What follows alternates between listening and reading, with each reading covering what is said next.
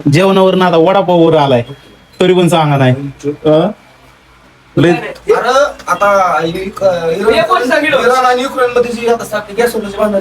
चालू होतं अमेरिका क्या कहता था युक्रेनचं काय तर समुद्राच्या खाली आले समुद्राच्या खाली एवढा मोठा साठा होता गॅसचा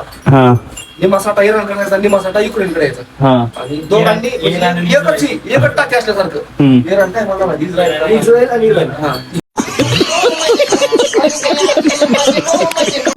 एकच टाकी होती मोठी असल्यासारखं दोघांचा इकडून दोन पाय मध्ये असं बाउंड्री असल्यासारखं एवढा साठा होता